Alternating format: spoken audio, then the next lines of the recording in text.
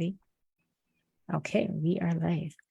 I want to say good evening to all those who are joining us on Zoom and those who are going to peep in on the Facebook. This is Sheena from the Student Center, your Caribbean College Planner, part of Cut Fest. This is the Cut Fest 6 p.m. edition. In this edition, we're going to have a specially themed webinar that is catering to parents who have a son or daughter, or sons and daughters that may be going forward for the college prep process. So if you are a parent and you are helping your son or daughter to go through that process, this is a good session for you.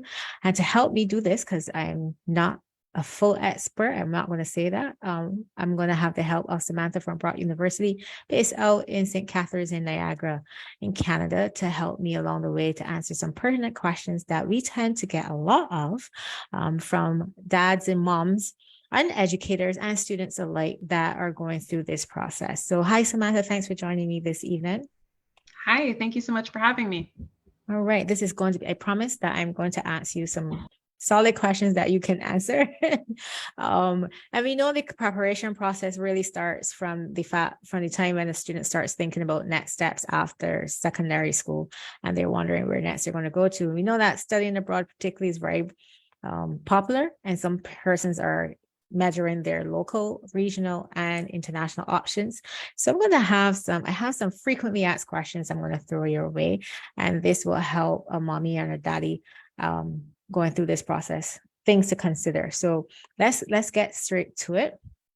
So the first question is about general definitions, because people tend to use college and university interchangeably, and we know that those definitions vary. So you're based in Canada. So is there a difference between a college and a university?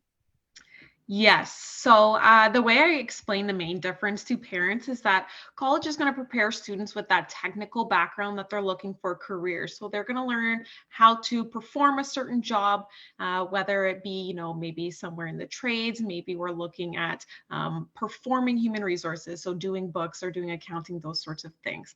What the difference is between university and college is that university gives you that theoretical background to perform those tasks. And so you're learning the why of how you do something opposed to just how to do something. There's also a difference when we talk about language as well with the credentials that students get when they graduate. So in Canada, at the college level, majority of students will graduate with either an advanced diploma, or some form of certificate, and those can take anywhere from 2 to 4 years. At the university level, we have honors degrees and past degrees. A past degree is 3 years in length, and an honors degree is a full 4-year undergraduate degree. So there's a difference in the credentials there as well. And so when students and parents are looking at what's the best route for their child, it's important to look at what careers they're interested in and what their education requirement is. So if that is just a certificate or if that is a degree.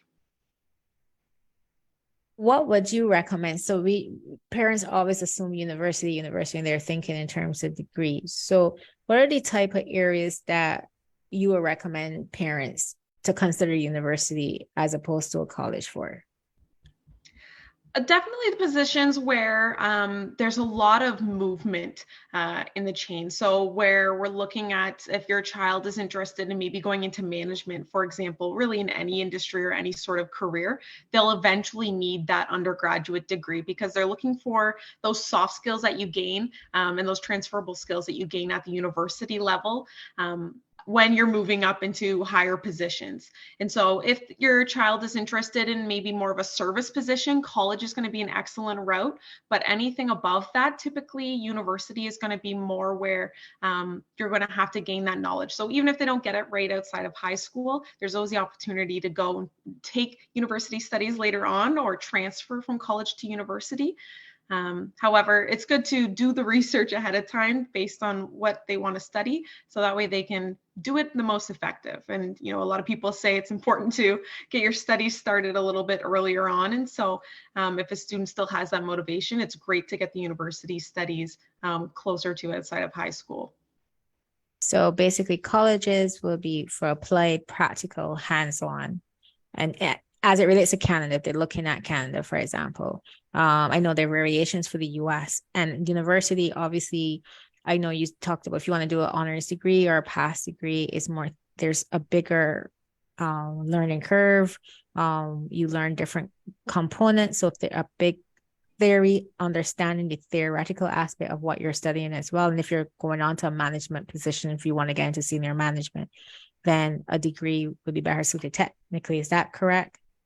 Yes, that's correct. A lot of people have the misperception that university is just lecture style. There is a lot of hands-on learning at university. So if you're worried about your child's learning abilities and you think they need a more hands-on education and college is the only pathway, there are options at the university level for that hands-on learning as well. So your student will be set up for success no matter which pathway they go.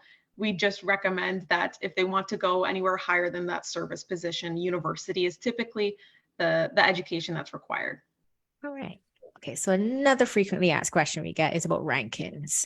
Now, from my standpoint as a placement specialist, I know rankings are subjective. Not every school subscribes to rankings depending on the type of rankings. So what are rankings, and are rankings important to the search process or the decision making process? Yeah, so it's very different no, depending on the country that a student's looking into studying at.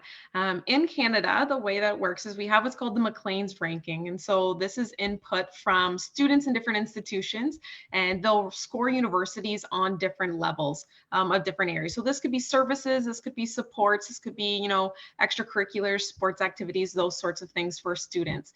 And so if you're doing your research for institutions to visit, it's important to look at those rankings and understand, but I always tell students, look at the areas that are most important to you. If you're somebody who wants to go into professional sports, obviously a school with a higher sport ranking or higher championship numbers, those sorts of things is going to be more valuable. But if you're somebody who will use a lot of the services the university is looking at, or someone who wants to go into research, looking at those specific areas. So there's no one university that's going to be number one in every single area. It's important to look at what's important to you as a student. And then for the student side, their own personal rankings, a school's name doesn't necessarily matter when it comes to the real world and when you're applying to jobs. And so if you want your child to go to one specific school just because it has a good name, in reality, that's not necessarily what employers are looking for. They're looking for the experiences your students have. So I would recommend looking at universities with high, what's called experiential learning opportunities. So ways they can get involved either through co-ops or internships, different service learning classes where they're gaining that hands-on experience out in the real world, those sorts of things they can add to their resume. And that's what's going to make them more employable when they graduate. I mean, because the whole point of doing this is to get a career, to launch yourself into your career field. So then the employability and the experiential learning factor should come into mind. Would you say rankings could be used as a base reference to at least get an idea of schools in the event that you have no clue where to start? Absolutely, especially when you're looking at studying abroad, that's a great place to start because you're wanting to go to an institution that's reputable. You want something with a name that is known and your credentials, are going to be worth it when you graduate. So yes, it's a good launching point. However, it's not the end of the world if you really want this one program at this one specific school, but maybe they're not top 10 in that country. That's okay. Go for the studies because the name doesn't necessarily matter when you graduate. Well, thanks for that clarification. So the persons who are now peeping in, this is CUPFest 6 p.m. edition. This is the College Prep 101, what every parent should know. I'm Sheena from the Student Center, your Caribbean College Planner. I'm joined by Samantha representing Brock University out in Niagara region, St. Catharines more specifically. Brock is institution listed on the CUPFest school directory and will be in Barbados in another week or so at the in-person CUPFest at the Lloyd Erskine Standiford Center. So this evening, we're going to be talking about answering some of those popular questions that parents tend to have as they walk through the process with their son or daughter, whether you're applying locally or whether you're applying abroad. Some of the elements are still the same. So I'm hoping that we can impart some knowledge here. So if you're joining us on Zoom, you have any questions you want to field to us, please use your Q&A and chat option located on your Zoom panel. If you are fielding in from Facebook, you can also put your questions in the comment section. I'll be sure to get to those questions if you have any. So let's continue. So some general knowledge. And I know you mentioned an honors degree and a past degree. Now, what are the fundamental difference and what will make a student choose a pass degree as opposed to an honors degree and the other way around? Yeah, that's a great question. So time difference is the main thing. So a pass degree is typically 3 years to complete, and an honors degree is 4 years to complete. Not everybody is going to recognize a pass degree when it comes to those postgraduate studies. And so if a student is looking to go onwards to their master's studies or any sort of graduate, so maybe you want to go off to med school, anything like that, not every institution is going to recognize a pass degree.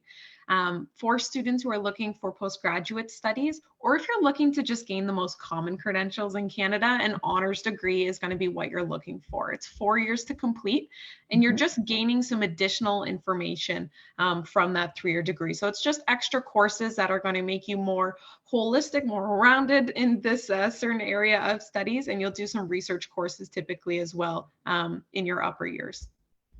Right. So I know we talked about length of study. So typically a degree program could be 3 or 4 years in length, but are there cases where a degree might be more than 3 or 4 years? And if so, how come?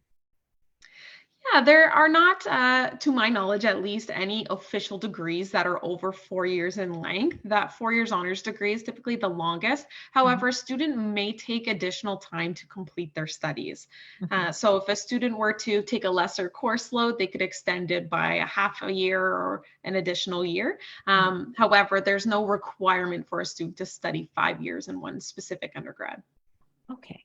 What if you did a co-op? Would that extend your length of study?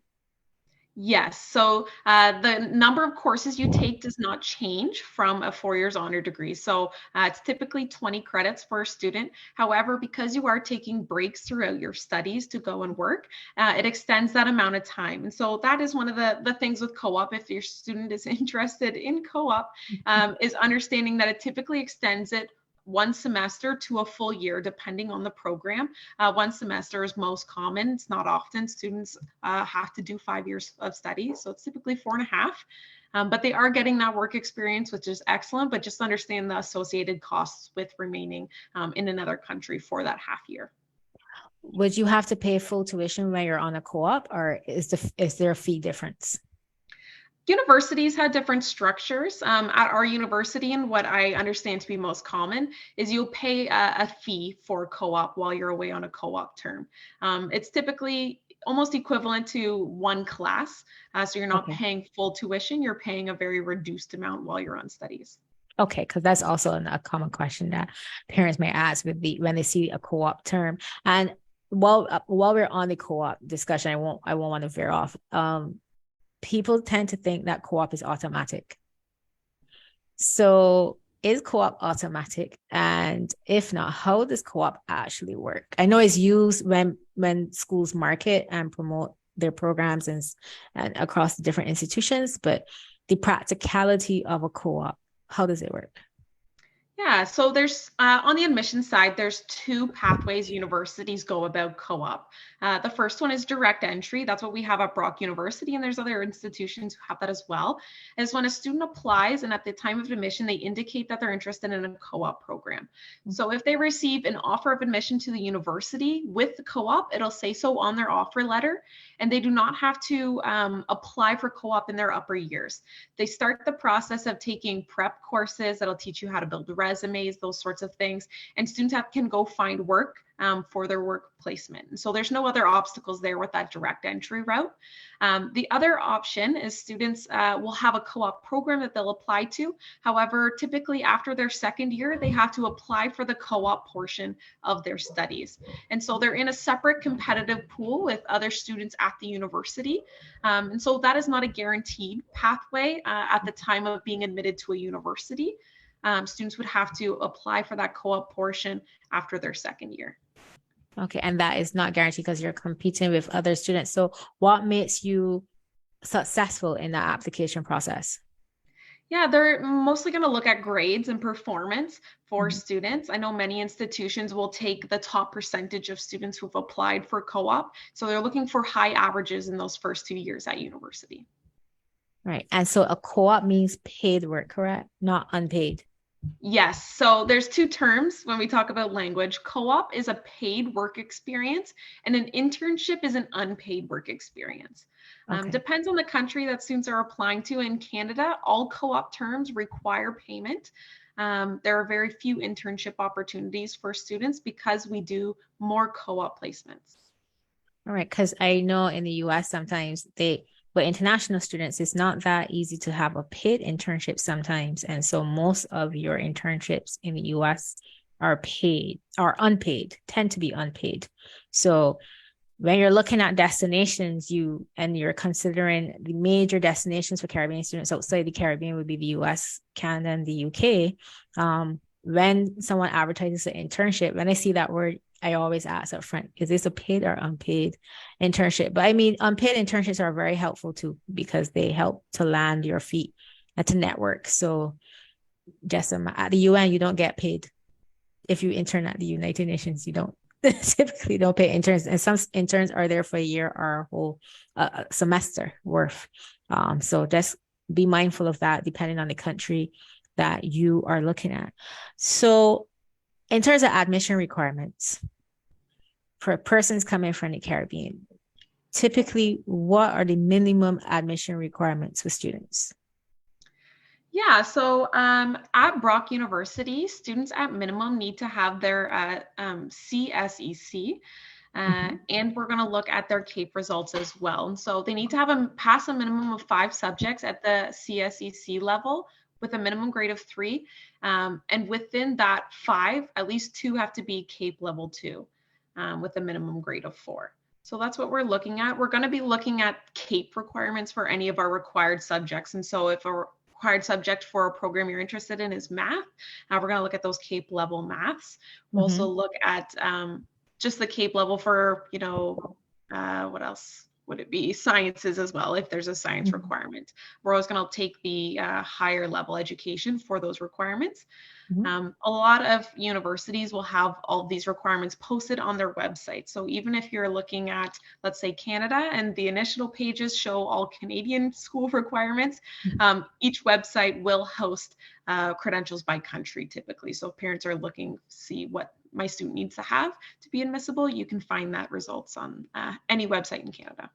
Now, I know we deal with Brock quite a bit. So I know that Brock is one of those rare schools that students can't even matriculate after 1 year of CAPE because we've had students over the years just take the year 1 of CAPE and move to Brock afterwards. So that's not always because you require a lower set of units at CAPE than some schools who want all 6. But I realize that you guys can take students at after 1 year if they don't want to continue, which is yeah. Yeah, a lot of our admissions, especially for international students, are done on a case by case basis. So we review, it's not done through an automatic system. We review each one of their applications.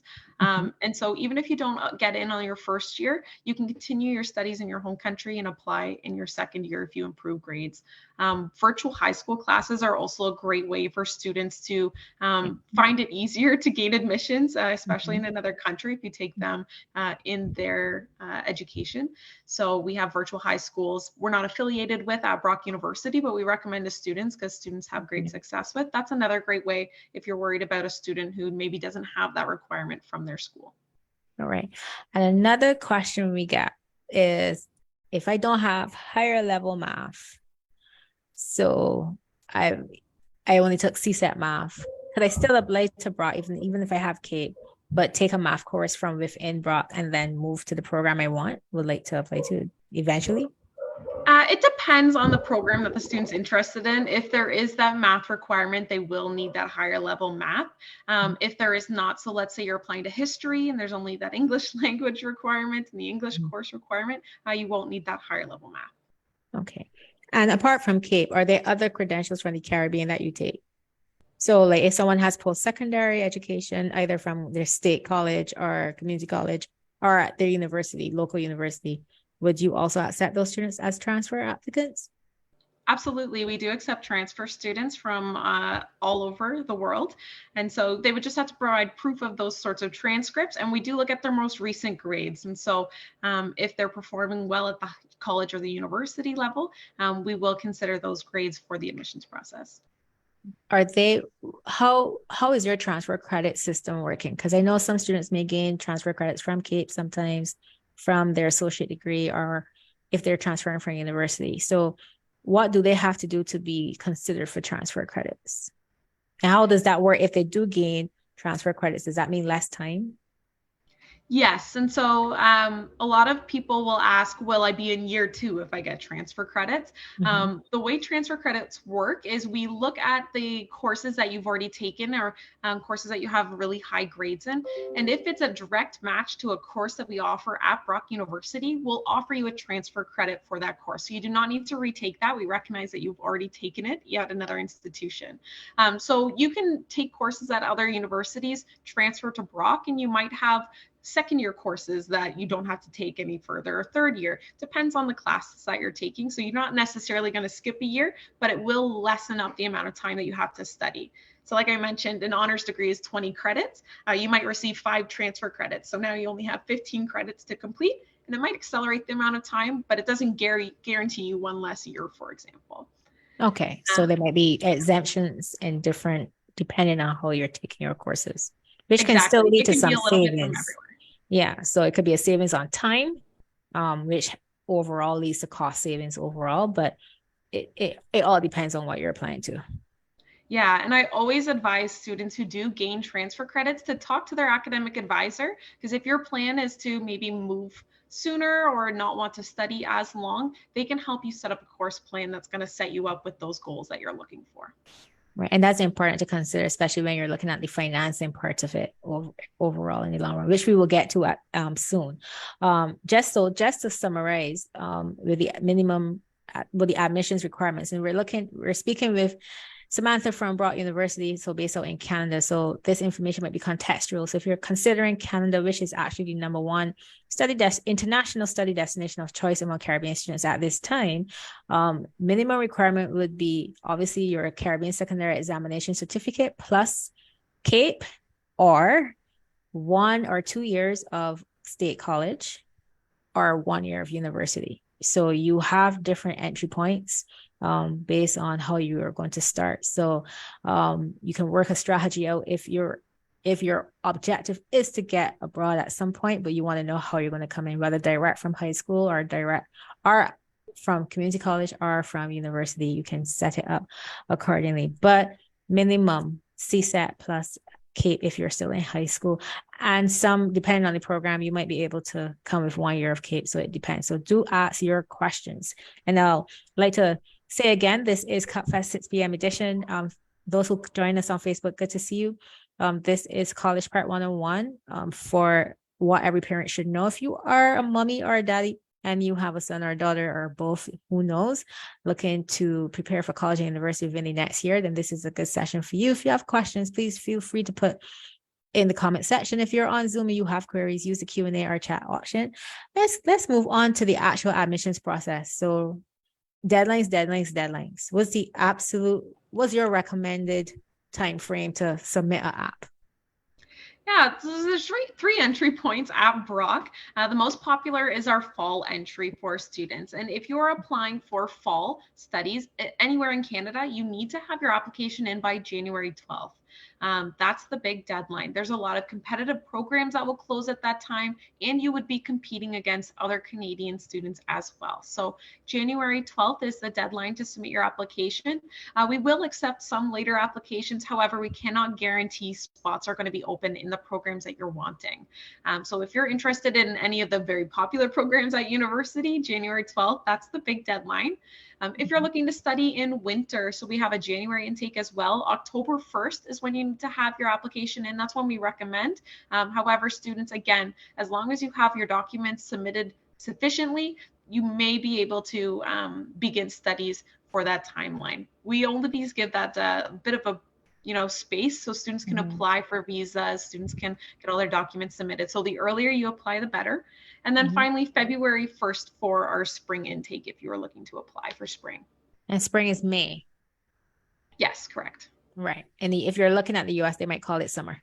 So sometimes they might call what we call winter spring, and then what we call spring summer. So remember, it's going to vary. And in the US, some schools have multiple entry points as well. August for the US schools tend to start late August. You will get that Labor Day weekend vacation time, but then you will start prior to that, then go off for the Labor Day and then go back into school. And I know in Canada, y'all tend to start in September. And in Yes, the yeah, typically the second week, so after the Labor Day. and the UK, they might have September starts or they might actually have October starts, depending. I've seen a few that start in November, depending on the type of program and the institution. So it is important. So based on the start date, I definitely recommend applying at least 6 to 8 months prior to that start date. Give yourself some time to decide, think, put your documents together and submit. What type of documents are you looking to receive and need to review? Like, do students have to write essays? Do they need a recommendation? Typically, what you can use, obviously, Brock as an example. What are you looking for? Yeah, so at Brock University, we look solely at students' grades. And so we're looking for transcripts, we're looking at study results. And so all of that must be submitted.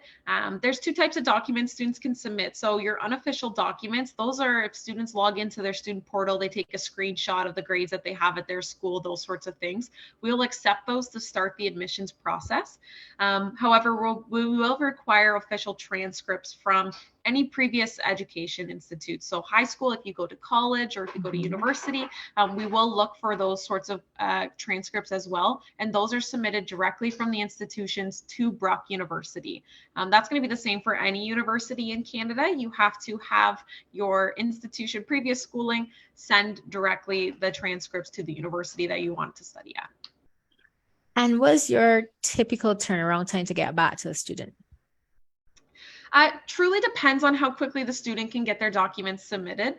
So oftentimes students offers are delayed because we haven't received all the documents that we're looking for. So it's important to stay on top of those sorts of processes when you're applying.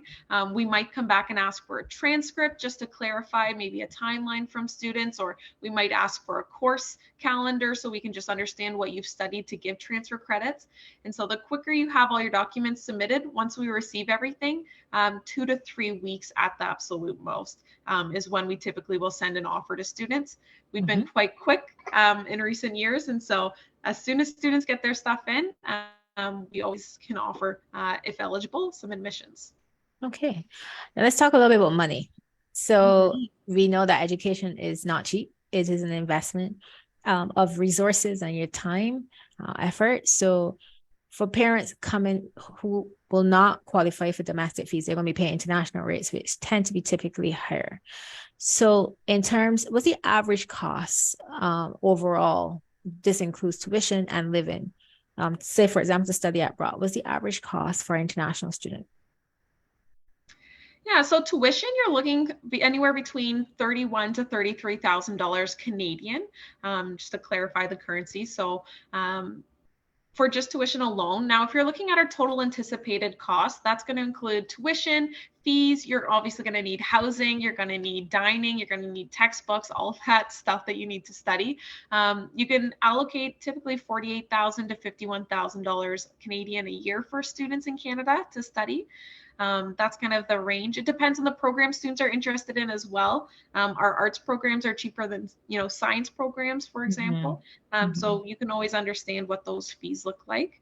There are different scholarship opportunities as well for students, which is super important. And that varies depending on the university that you're applying to. We're very lucky at Brock to have one of the largest scholarship funds for students, especially international students. There's automatic entrance scholarships. Those are going to just solely look at students' grades. And then there are scholarships that students can apply to as well that all go towards the cost of studying. So it makes it a little bit more affordable. I actually had a few students that took advantage of that ambassador scholarship, and that helped to cut that tuition seriously.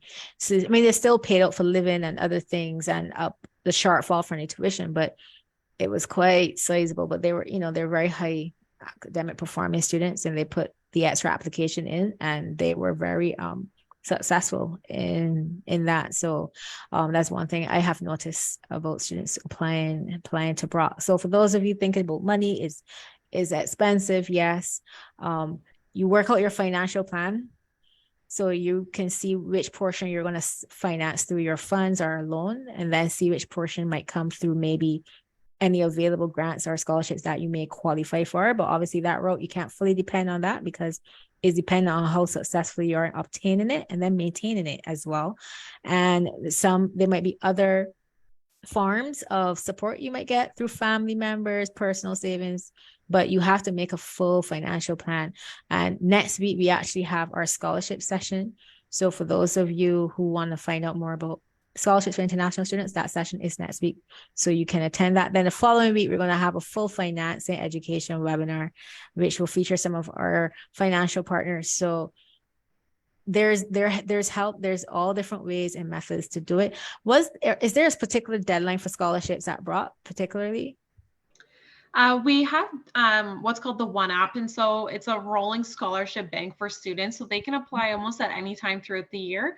Okay. But the earlier the better. And so, luckily for our students, at the time of applying, the One App is typically open in the spring, so anywhere between April and May for them to apply for some of the last scholarships in that pool from the previous year, and then students can apply really anytime throughout the year. The earlier, the more scholarships they could take advantage of. So we usually say in the summer they can apply for those. Okay. So there are scholarship opportunities, folks, and Brock has listed some of them to help cut that chunk of tuition down. Some parents ask sometimes whether their scholarships like that extend beyond tuition. It really depends on the institution. It's not very popular in Canada to have, so to say, full ride scholarships, just because the structure of our financing for education is different. So we don't necessarily offer any full rides. However, students can get scholarships through either our One App or through entrance scholarships that may equate to more than just the cost of tuition. What's nice about this is this goes on a student's account. And so if they're in residence, that money could also go towards supporting residents as well. It's not a guaranteed route, but it is available for students. All right. So persons have decided what they want to study. They understand whether they qualify or not. They've put through their applications. They have an idea of scholarships. Now they've gotten an offer. When is there a deadline typically for when you should accept your offer? And then what other deadlines come up as well that they should be mindful of, especially if they're coming in from abroad? Yeah, that's an excellent question. So for school that starts in September, that's our typical intake for students in Canada. Students need to accept their offers by June 1st. So they'll have at least 2 weeks in advance. That's the very last that offers can go out in Canada before that deadline. So they'll at minimum have that, but typically students will have a couple months to decide if they want to study in Canada and study at the institution they've received an offer from. After that June 1st deadline, the offer is not guaranteed. And so if a student gets an offer and they don't accept it by June 1st, as long as the program's still open or accepting students into it, they can accept later. However, if you're got an offer for a more popular program, anytime after that deadline, and that will be clearly stated on a student's offer letter, anytime after that deadline, the offer could be revoked and they could be given an alternative program. So very important to stay on top of deadlines that institutions give because it could cost you the program that you want. Yes, and part of the enrollment process too is housing and paying tuition deposits. So what type of deposits students would usually pay? Like, is there a specific amount they have to pay? How do they pay it? Those are questions that parents ask. Yeah, absolutely. So for most of our international students, there's an $1,000 deposit that has to be paid for their admission to be accepted. So they accept their offer, they pay this $1,000, then they're set. Their spot is reserved for them to begin their studies. This deposit, it's paid online. And so there's many different options that we accept, through online banking or, union credits or union transfers. Those sorts of options are available for parents to pay it. And so we never really have anybody run into any sort of issues with that, paying that deposit. And in terms of other deadlines that might come up, if you're interested in residence, there are deadlines for those as well. It's typically around the time that you need to accept your offer. You need to apply for residence.